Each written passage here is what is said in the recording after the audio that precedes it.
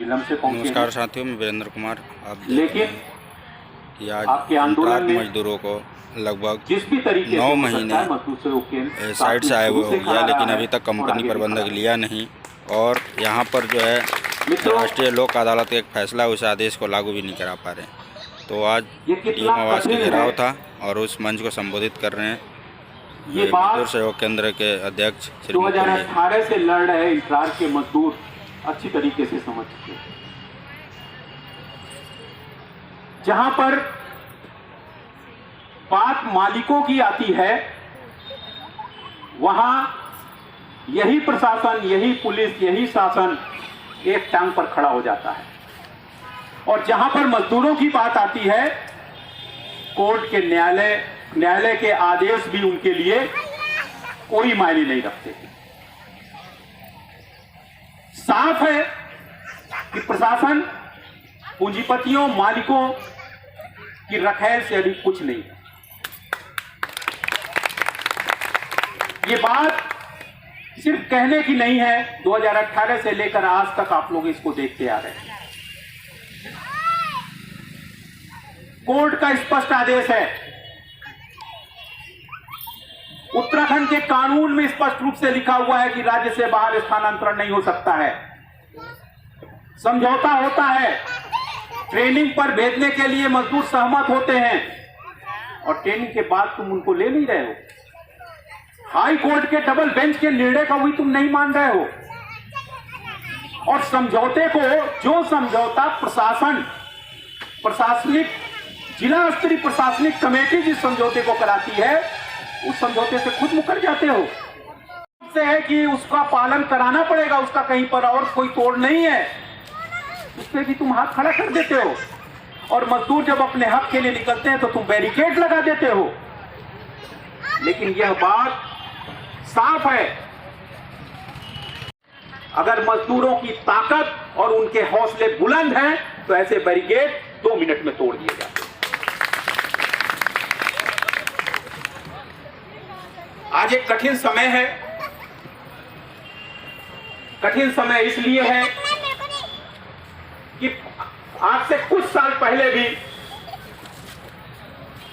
जिस तरीके से जो अधिकार थे थोड़े बहुत उनको लागू करने का हक हासिल था और उसे लागू करवा पाते थे, आज वो थोड़े बहुत जो अधिकार थे वो भी छीन चुके हैं। ये स्थिति तो तब है जब नया लेबर कोड नहीं आया है। नया लेबर कोड आने के बाद क्या स्थिति होगी, इसकी कल्पना इससे की जा सकती है कि नया लेबर कोड आने से पहले जो लेबर कानून है, जो श्रम कानून है, उसको भी लागू नहीं कराया जा पा रहा है। अभी पिछले दिनों आपने सुना होगा, इन्फोसिस नाम की कंपनी के जो सर्वा हैं नारायण मूर्ति, उन्होंने कहा कि इस देश की तरक्की के लिए सप्ताह में 70 घंटे काम करना पड़ेगा। या तो वो मूर्ख हैं, जानते नहीं हैं, या जानबूझ के मूर्ख बना रहे हैं। इसी सिटकुल में आ जाइए, 70 घंटे कौन कहे, 90 घंटे तक काम कर रहे हैं। 12-12 घंटे काम आम बात बन चुकी है। लेकिन कहां विकास है? किस मजदूर के घर में खुशहाली आ रही है? तुम कह रहे हो 70 घंटा साप्ताहिक काम करने से खुशहाली आएगी। तो किसके घर में खुशहाली आ रही है?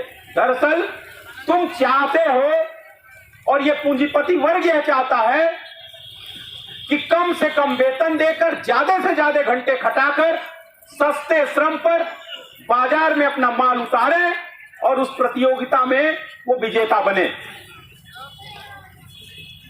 मजदूरों के खून पसीने को निचोड़कर तुम अपनी अट्टालिकाएं खड़ा करोगे, ये मजदूरों को बर्दाश्त नहीं होगा। यही बात मजदूरों को समझना पड़ेगा। इसलिए मैं कह रहा हूं, आज का समय बहुत कठिन दौर है।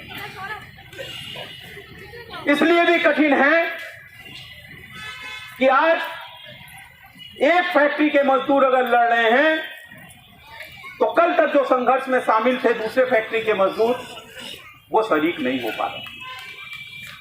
आप देखिए, इसी सिडकुल में देखिए सारी कंपनियों के मैनेजमेंट और मालिक एक साथ बैठते हैं, उनके साथ प्रशासन भी बैठता है, उनके साथ मासिक बैठक भी होती है और वो सारी रणनीतियां बनाते हैं। और मजदूर बिखरे हुए, इस फैक्ट्री के नाम पर, उस फैक्ट्री के नाम पर, पहाड़ के नाम पर, मैदान के नाम पर, और फिर इस सरकार का, केंद्र से लेकर राज्य सरकार का तो एक तोहफा और है ही कि हिंदू और मुस्लिम के नाम पर। आप बता दीजिए कि क्या इन ट्रक में काम करने वाला मजदूर वो हिंदू हो या मुसलमान, पहाड़ का हो या मैदान का, क्या उसे अलग सहूलियत मिली हुई है या एक ही तरीके के डंडे की मार को सह रहा है? और यही समझने की जरूरत है, चाहे सिडकुल के स्तर पर समझने की जरूरत हो, चाहे फैक्ट्री के स्तर पर समझने की जरूरत हो, चाहे उत्तराखंड के स्तर पर समझने की जरूरत है, चाहे पूरे देश के स्तर पर समझने की जरूरत है। दुनिया के मजदूरों एक हो का नारा हम देते हैं, लेकिन हम अपनी फैक्ट्री के स्तर पर भी एक होने का दम नहीं भर पाते। आज 23 दीपावली के दिन से जिस तरीके से उत्तरकाशी में सुरंग में फंसे हुए हमारे मजदूर भाई, अगर उनके लिए दर्द हमारे दिल के भीतर नहीं है तो हम मजदूर होने का दम किस बात का भरते हैं? अगर गुड़गांव में बेलसोनिका के मजदूर लड़ रहे हैं, उनके प्रति हमारी एकजुटता नहीं बनती है, तो मजदूर होने का दम हम किस बात का भरते हैं? और यही आज के समय की सबसे कठिन चुनौती है।